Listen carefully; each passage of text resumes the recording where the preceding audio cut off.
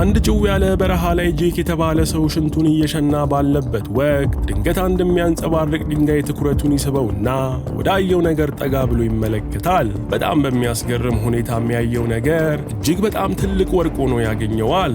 ጄክም መጀመሪያ ላይ ወርቁን ለራሱ ብቻ ለመውሰድ ቢፈልግም ነገር ግን ዞሮ ሲመለከት ጓደኛው እያየው እንደሆነ ስለተረዳ ጓደኛው ቤንን ያገኘሁትን ነገርና ተመልከት ብሎ ጠርቶት ላይተር አውጥተው ወርቁ ላይ ሲያደርጉበት እውነትም ያገኙት ነገር ንጹህ ወርቅ እንደሆነ ይረዳሉ።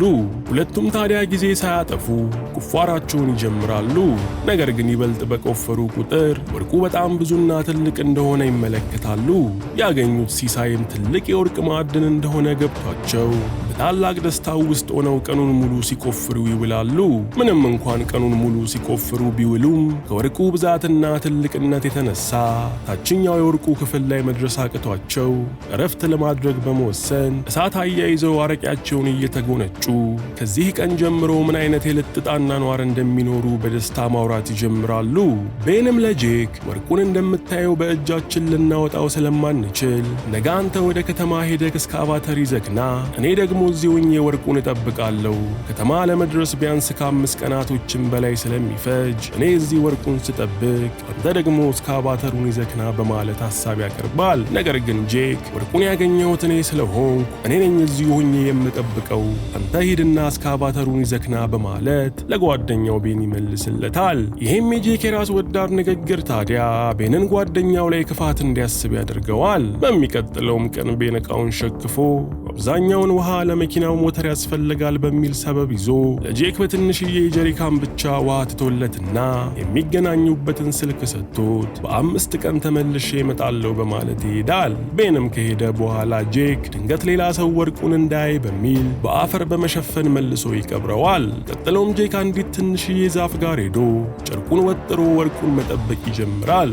ምግብና ውሃ ለመቆጠብ ሲል በቀን አንዴ ብቻ ሲሆን የሚበላው ምሽት ላይም በጊዜ ራቱን በልቶ ቶሎ ወደ እንቅልፉ ይሄዳል። ነገር ግን ቦታው እጅግ በጣም ሞቃታማ፣ በዛ ላይ አዋራው መተንፈስ እስኪቸግር ድረስ የሚያፍንና የፀሐይ ቃጠሎውም በጣም አደገኛ ነበር። ጄክም በሚቀጥለው ቀን ጠዋት ተነስቶ እንጨት በመሰብሰብ ላይ ሳለ አንድ ተከስክሶ የወደቀ አውሮፕላን ያገኛል።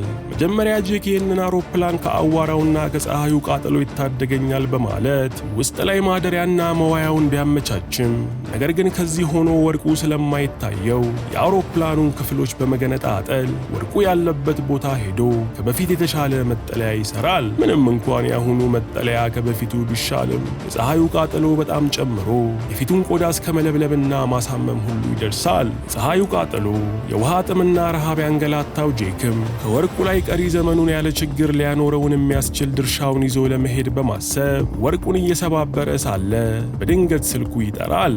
ደዋዩም ጓደኛው ቤን ሲሆን እስካቫተሩን እንዳገኘና በትንሽ ቀናት እርሱ ጋር ስለሚደርስ ወርቁን በንቃት እንዲከታተል ይነግረዋል። ጄክም የመሄድ ሐሳቡን በመተው ጓደኛው የሰጠውን ተስፋ ይዞ ወርቁን መጠበቁን ይቀጥላል። ጄክም ሌላ 2 የስቃይ ቀናቶችን እዛው ቦታ ላይ ማሳለፍ ይጀምራል። አሁን ግን ምግቡ በሙሉ አልቆ የቀረችውም አንድ ኮዳ ውሃ ብቻ ነበረች። በዛ ላይ የፀሐዩ ነገር ከቀን ቀን እየባሰ ፊቱ በእሳት የተቃጠለ እስኪመስል ድረስ ገርጥቷል። በቅርቡ መጣለው ያለው ጓደኛውም የውሃ ሽታ ስለሆነበት ከፍተኛ ስቃይ ውስጥ ሆኖ ቀናቶች ያልፋሉ።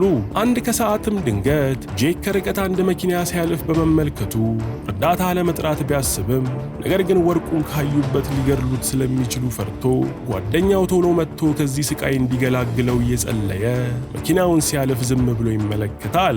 ነገር ግን በ5ኛው ቀን አዋራው ሙሉ ሰውነቱን እስኪቀብረው ድረስ ብሶ የጄክን ስቃይ ሲኦል ያደርግበታል። ሁሉም ነገር ያስመረረውና የበቃው ጄክም ለጓደኛው ደጋግሞ በመደወል የት እንደሆነ ለመጠየቅ ቢሞክርም ጓደኛው ቤን ግን በቅርቡ ደርሳለው እያለ ስልኩን ይዘጋበታል። በእንቅርት ላይ ጆሮ ደግፍ እንዲሉ ከየት መጡ ያልተባሉ አደገኛ የተራቡ የበረሃ ውሾች ጄክን ከበውት ሊበሉት መጮህ ይጀምራሉ።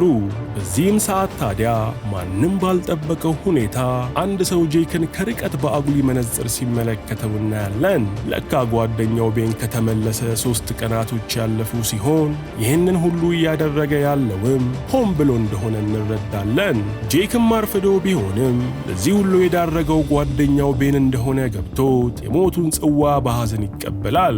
ጓደኛው ቤንም ጄክ በውሾቹ ሲቦጫጨቅ በአጉሊ መነጽሩ ተመልክቶ አሁን ያ ሁሉ ወርቅ ዓለምንም ተቀናቃኝ እሱ ብቻ እንደሆነ ገብቶት ቀሪ ዘመኑን ምን አይነት ሀብታም እንደሚሆን አስቦ ፈገግ በማለት ያመጣውን እስካቫተር ይዞ በመሄድ መቆፈር ሊጀምር ሲል አንድ ቀስት ተወርውሮ ልቡ ላይ ይሰካበታል።